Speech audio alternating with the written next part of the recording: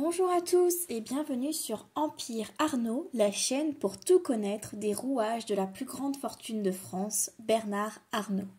Ici, nous savons toutes et tous que Bernard Arnault est à la tête du plus gros groupe de luxe français, voire mondial. Connaissez-vous réellement les marques et entreprises qui s'y cachent derrière ?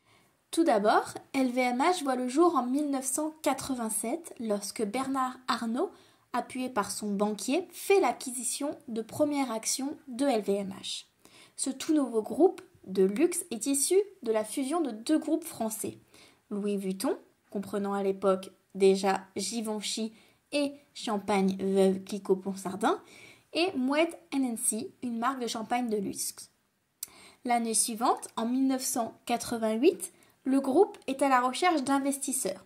Le PDG de Louis Vuitton demande alors à Bernard Arnault de prendre une participation plus importante dans la société.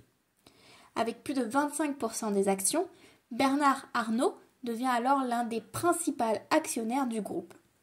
À la même période, la direction de LVMH connaît de fortes difficultés.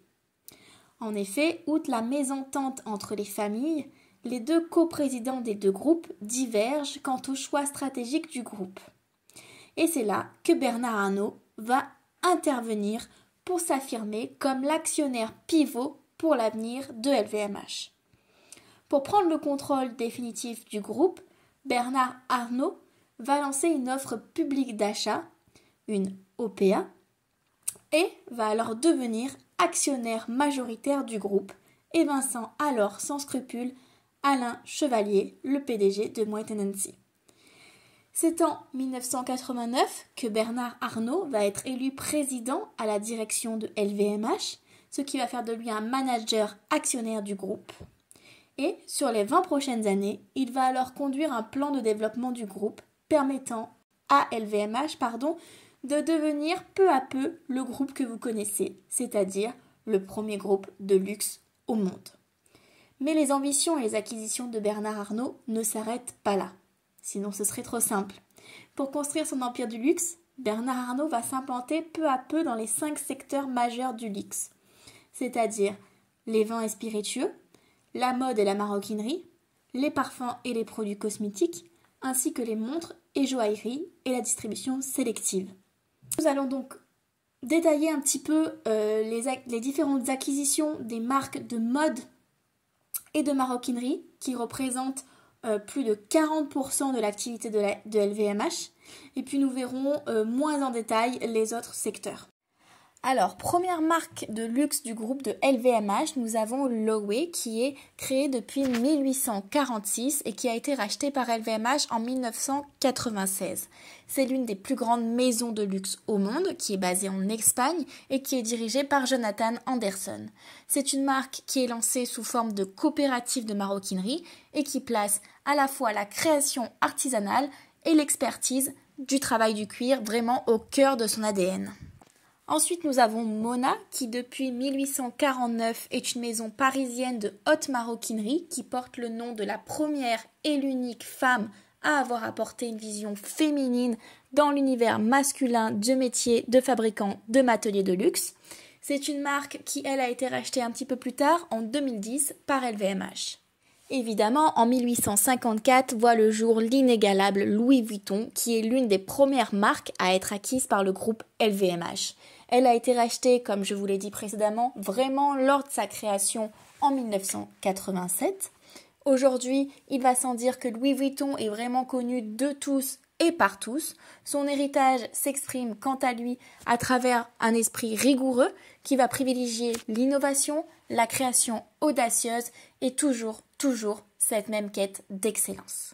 Et ensuite Berluti, qui est une marque italienne créée en 1895, qui elle est dirigée par le fils de Bernard Arnault, Antoine Arnault, et qui donc va être rachetée en 2012 par LVMH.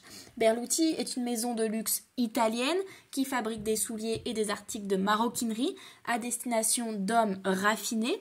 À titre d'exemple, elle a pu chausser des personnalités comme Jean Cocteau ou encore Andy Warhol.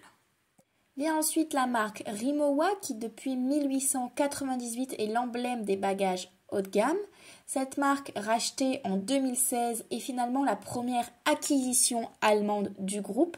C'est une marque qui se reconnaît par son design iconique et toujours sa quête d'excellence. Donc ensuite, nous avons la marque Patou, qui depuis 1914 et qui a été rachetée en 2018 par LVMH, est la maison de luxe du prêt-à-porter féminin qui est dirigée par Guillaume Henry. C'est une marque qui tire son inspiration de la haute couture française, au style un peu délicat et qui se veut surtout accessible pour toutes les femmes. Vient ensuite la marque Fendi qui est créée depuis 1925 et qui a été rachetée en 1999 par LVMH. Vous le savez sûrement, mais pour la petite anecdote, en s'offrant Fendi, Bernard Arnault s'offre aussi le talentueux styliste Karl Lagerfeld. Donc c'est une marque qui va permettre à Bernard Arnault de rebondir sur l'échec de la reprise de Gucci et ainsi de s'ancrer fermement sur le marché du luxe et de développer le réseau de distribution de Fendi qui ne possédait jusqu'alors que 4 magasins en propre. Prochaine marque de luxe, nous avons donc Céline qui depuis 1945 est une maison de haute couture française dont la direction artistique est aujourd'hui assurée par Hedi Slimane, photographe et styliste français. Il faut savoir que c'est une marque qui a été rachetée en 1996 par Bernard Arnault.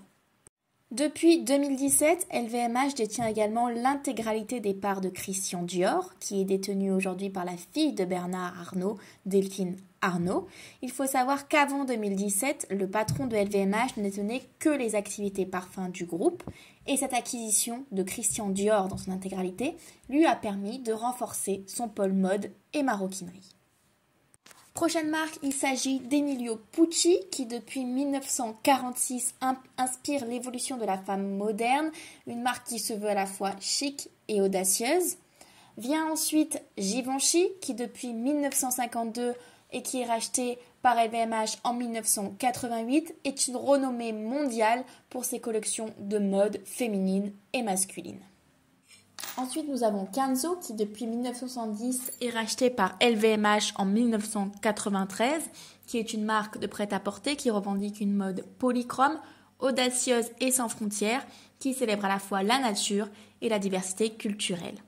Dernière marque de mode et de maroquinerie qui a été rachetée par LVMH, c'est en effet Marc Jacobs qui, depuis 1984, s'est imposé comme le symbole d'une mode urbaine, mais aussi engagée, à la fois rebelle, imprévisible, originale, unique et authentique. Bon, changeons un petit peu de secteur, parlons maintenant des activités parfums et cosmétiques du groupe LVMH.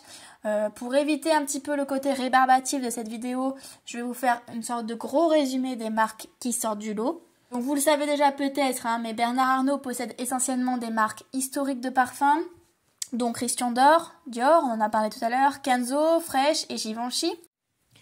En termes de montres et de joaillerie, Bernard Arnault détient de nombreuses marques comme Bulgari, Hublot, Chaumet et Zénith.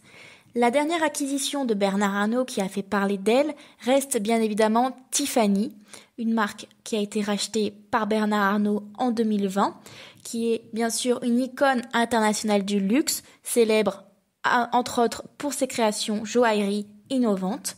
C'est un achat qui a été une très bonne affaire pour Bernard Arnault, qui avait racheté la marque au rabais en 2020. Et c'est une marque qui a fait une très bonne année en 2020, une année même record, qui lui a permis de multiplier ses ventes par 2,7, avec donc un chiffre d'affaires qui est passé de 3,35 milliards d'euros en 2020 à 8,96 milliards un an plus tard.